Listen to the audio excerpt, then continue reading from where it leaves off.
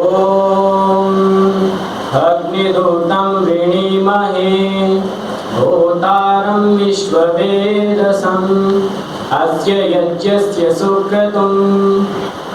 सम्माननीय आचार्य जी, मंचस्थ विद्वत मंडल, मेरे सम्मुख उपस्थित मेरे ज्येष्ठ कनिष्ठ भ्राताओं, पूजनीय मातृशक्ति एवं इस फेसबुक पटल के माध्यम से मुझे सुनने वाले सभी श्रोतागण, आज मैं आप सभी के सम्मुख यज्ञ में मंत्रों से ही आहुति क्यों, इस विषय को लेकर उपस्थित हुआ हूँ।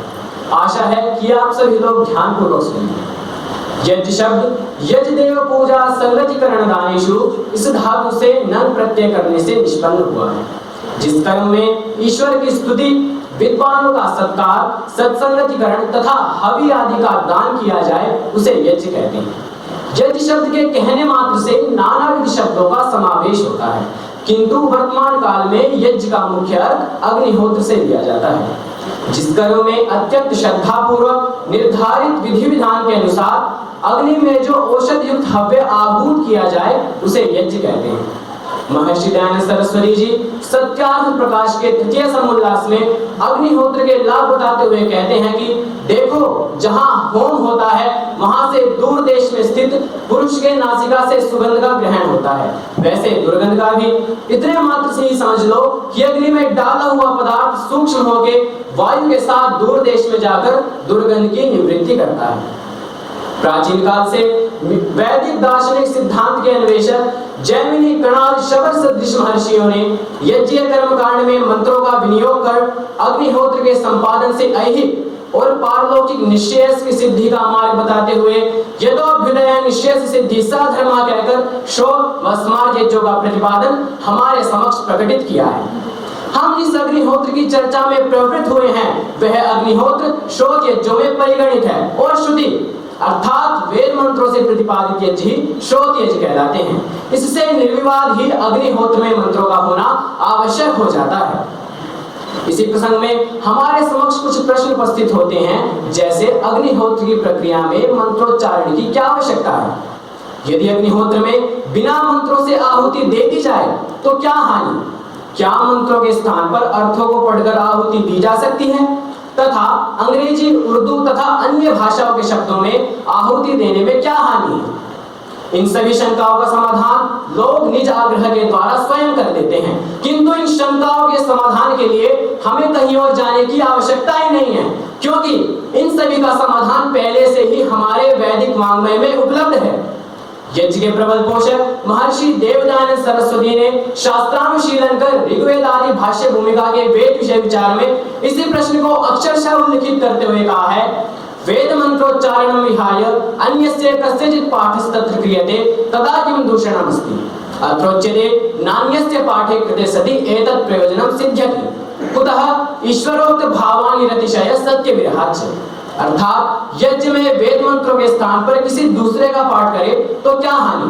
उत्तर देते हैं कि ईश्वर के वचनों से जो सत्य प्रयोजन सिद्ध हो सकता है वह अन्य के पाठ में कदापि नहीं हो सकता। मंत्रों से ही यज्ञ के विधान में स्वामी जी ऋग्वेद आदि भाष्य भूमिका में आगे लिखते हैं, अग्निहोत्र करणार्थम ताम्रस्य मृत्तिकाया वैकाम्येदिं संपाद्य काष्ठस्य रजत सुवर्णयोर्वा चमसमाज्य स्थलिं च संगृह्य तत्र वेद्यां पलाशां रादि समिधः संस्थाप्य अग्निं प्रज्वाल्य पूर्वोक्त द्रव्यस्य प्रातः सायंकालयोः प्रातरेव वोक्त मंत्रे नित्यं होमं कुर्यात्। यहाँ स्वामी जी ने बड़े ही सरल एवं स्पष्ट शब्दों में कहा है, मंत्रे नित्यं होमं कुर्यात्, अर्थात मंत्रों से ही नित्य यज्ञ करे। अतः स्पष्ट सिद्ध है कि यज्ञ वेद मंत्रों से ही होने चाहिए। भगवद गीता में भी कहा गया है, विधिहीनम सृष्टान्नम मंत्रहीनम दक्षिणम श्रद्धा विरहितम चैव तामसम परिचक्षते। अर्थात जो शास्त्र विधि से हीन हो, जिसमें लोक कल्याणार्थ अन्न तक ना दिया गया हो, जो मंत्रोच्चारण रहित हो, जिसमें कार्यकर्ताओं को दक्षिणा ना दी गई हो, तथा जो श्रद्धा रहित मन से किया गया हो, वह यज्ञ तामस यज्ञ कहलाता है। इससे स्पष्ट है कि मंत्रोच्चारण रहित यज्ञ तामस संजक है। पुनः तामस यज्ञ विश्व कल्याण के लिए कैसे हो सकता है? इसी संदर्भ में महर्षि दयानंद जी यजुर्वेद भाष्य मंत्र प्रस्तुत करते हैं, उपप्रयंतो अध्वरम मंत्रम वोचेमाग्नये आरे अस्मे च शृण्वते। अर्थात मनुष्य को वेद मंत्रों के द्वारा ही ईश्वर की स्तुति तथा यज्ञ का अनुष्ठान करना चाहिए। मंत्रों के बिना यज्ञ के स्वरूप की तथा उसकी पूर्णता की कल्पना भी नहीं की जा सकती।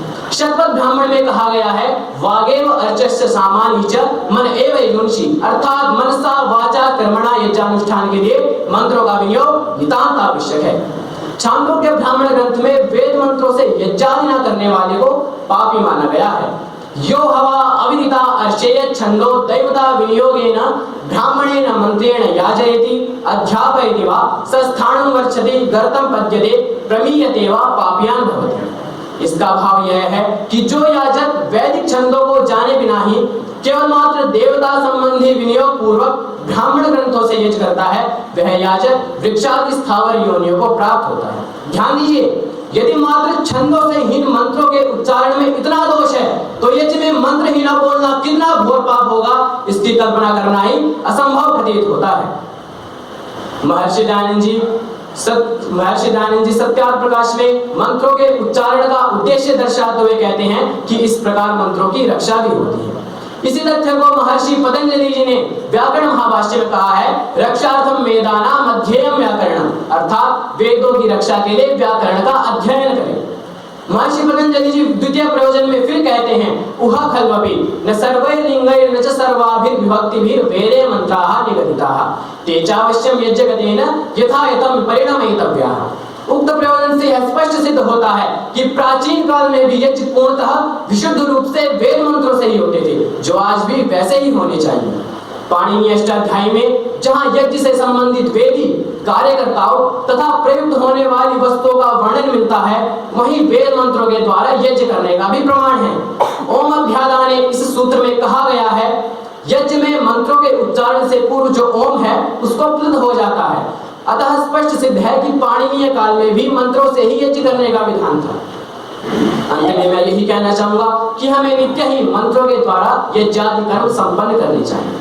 यदि बिना मंत्रों के ही यज्ञादि कर्म संपन्न होते तो शास्त्रों में कहीं ना कहीं तो इसका वर्णन अवश्य होता। यह ध्यातव्य है कि कोई भी व्यक्ति पूर्ण ज्ञान से युक्त कदापि नहीं हो सकता। आचार्य यास्क ने नृत्य में कहा भी है, पुरुष विद्या नित्यत्वात् कर्म संपत्ति मंत्रो वेदे, अर्थात पुरुष की विद्या सदैव न होने से अनित्य है तथा परमात्मा तथा मंत्र परमात्मा की वाणी होने से सत्य नित्य एवं शाश्वत ज्ञान है। अतः अग्निहोत्र आदि कर्म नित्य ज्ञान से युक्त मंत्रों से ही होनी चाहिए। इन सभी वैदिक प्रमाणों से यह स्पष्ट सिद्ध होता है कि महर्षि देवदानंद सरस्वती ने जिस आर्ष शास्त्र मर्यादा अनुशीलन कर आर्ष शास्त्र परंपरा को अक्षुण्ण बनाने का मार्ग प्रशस्त किया है, हमें उसी मार्ग का अनुसरण करना चाहिए तथा ऋषि प्रतिपादित मंत्रोच्चारण विधि से अग्निहोत्र का संपादन करना चाहिए। इति ओम शांति।